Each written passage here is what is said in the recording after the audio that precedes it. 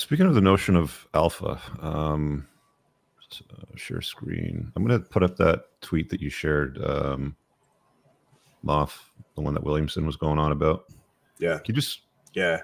I mean, let's just read it here. He says, "Never be vulnerable in front of your girlfriend is common Mano Swamp advice," which I think is reasonable advice.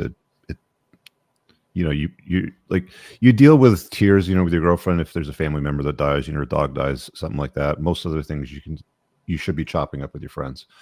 The guy I was talking to was more alpha than pretty much any other human that's ever existed. And yet he told me a story about how he sobbed on the bathroom floor in his girlfriend's arms when the pressure got too much for him. Then he got up, dusted himself off, and went out to dominate his challenges and become a world champion. Here's the thing: hiding your vulnerability from the world doesn't make you less vulnerable. It just makes you less honest. And he goes on, Williamson's got some good conversations and guests, but he won't touch anything that I talk about with a 10-foot pole. He's afraid to. I've engaged with him, and the acknowledgement as far as anything in that space is very limited. So do you want to explain what you were talking about over here? So I saw a good bit of this interview. So he's talking about Chris Bumstead, who is a bodybuilder. He's won the Mr. Olympia, the classic physique for the last, I don't think he's probably one of the biggest, if not the biggest name in modern bodybuilding right now. What is the classic physique? Is that steroid tested or not? They're all tested, but it's I couldn't tell you all the ins and outs of it. I mean, there's he's on gear for sure though. He doesn't look yeah, they are, but he's also very famous for having a very simple protocol where he's Canadian. He's only doing he's Canadian. So, and where he only does maybe 500 grams and blasts a week, where there's some people that are like over 1,000. So that's part of it. But he's got a YouTube channel. That's Chris Bumstead. So he's got his channel. He's got this content, day in the life stuff. But I saw that interview, and there were because I knew specifically, I watched this segment, and now this was a couple months ago, so I don't remember everything off the top of my head, but I remember the story he was telling where he was coming up on the Olympia. He was in the last couple weeks of his diet, and most people have never done this before. I mean, and what happens if you talk to people that have gotten down to ridiculously low levels of body fat? We're talking about sub 6%. You're talking 4 or 5%, 3% for these bodybuilding shows. Is that you have no energy, you have no libido. It's incredibly unhealthy to be at that low of a body fat percentage. It's incredibly unsustainable. You never see it. It's exhausting. You have no energy. You have no libido. You don't want to do anything. You feel like constant garbage.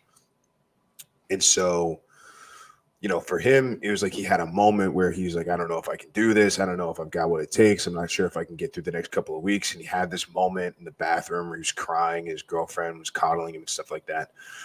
And all I could go back to, this is one of the things when I watched this Tate interview that he did a year ago with this woman. I think her name was Charmaine or Char something. But the idea is that this guy only gets that leeway with his woman. This guy, Chris Bumstead, only gets that leeway to be able to do that because of who he is, what his status is, what he's accomplished. This is a world-famous, world-class athlete in his field.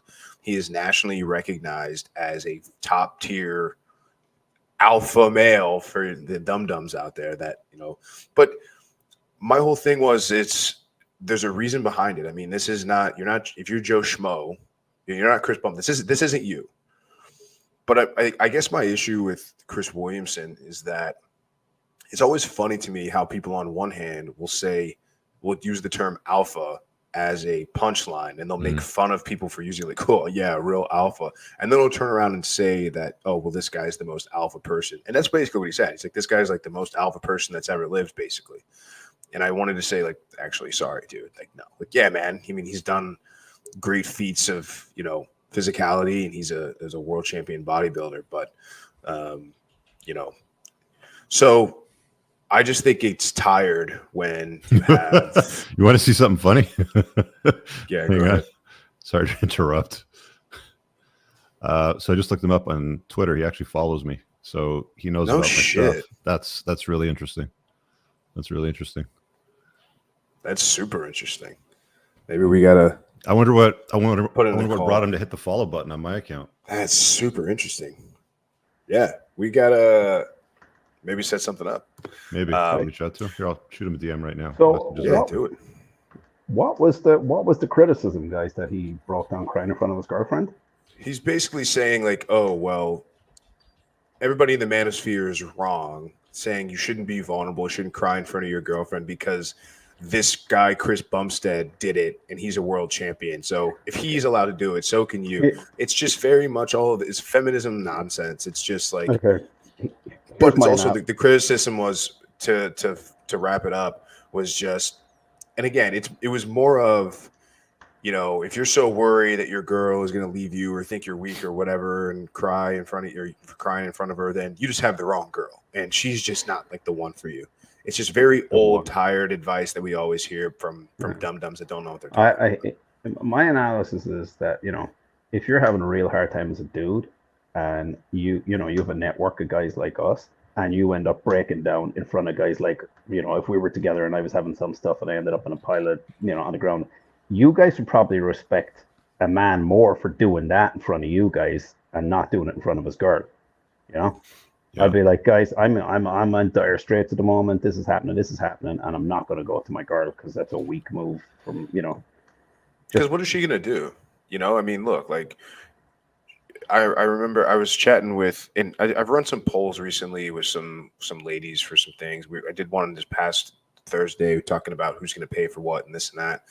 And a couple of women, you know, messaged me after, and we had some conversations about some past dating history and some things. And one of them was just like, you know, it's hard dating. She's in her early mid-20s. She's like, it's super hard dating guys my age because they don't kind of know where they're going. But what's weird is that so many of these guys will be extremely forthright about that on the first date or second date and admit like, yeah, I don't really know what I want to do. Don't know where I want to go. You know, I'm stressed about money. And she goes, ugh, yeah, I don't like that. And not because she's a gold digger and not because she's like, oh, I need a guy that's rich, because she almost, this is what she told me, but, you know, maybe she could be embellishing a little bit, but her stance is that she's like, well, how are you going to date me? I cost money. I don't want to be a burden on you. You know, I feel guilty for wanting to be a woman in a traditional woman in a relationship or dating where I expect the guy to pay for stuff. I expect him to be putting the, you know, foot in the bill, which is a lot of them, most of them that expect this. So it seems like there's all the information that people are telling men is like, share everything, be completely open and honest with the girls, and that vulnerability and honesty will make them love you. And it's just, it's the worst advice. Whenever a girl asks you to be vulnerable, say, do you mean vulnerable like I dropped the soap in the prison shower, or emotionally? And that usually that's stops basically them where they're going to take you eventually if you keep listening to the advice. Yeah. There was a clip to a Sadia Khan conversation with another gal. I didn't recognize her, but she was on a podcast interview, and they were talking about vulnerability and cheating. And basically, like the 6-minute segment of that clip just boiled down to men need more friends and need to be able to talk to them more, right? Like they need to be more emotional about stuff. And they got the part right about talking to men about stuff, but the emotional part is like, there's a lot of shit that you can, like, you know, I'm gonna tell you something right now, that there's a lot of bullshit in your life that you can work through by hopping on a motorcycle, by going to the gym and lifting weights, or by going, you know, to a dojo and hitting shit. You really don't need therapy for the most part. Being emotional is a straight line towards contempt. It's definitely the fastest path to contempt with a woman, because there's nothing that turns off a woman more or dries her up faster than you being a bitch. I really hope you guys enjoyed that clip. If you want to watch the full-length podcast, you can find that over here, that clip's from. If you're newer to the channel, make sure you hit subscribe over here, and pin down below in the top comment, you'll find a bunch of useful links to my website, my supplement line, books, and a bunch of other stuff. Have an amazing day. Peace out.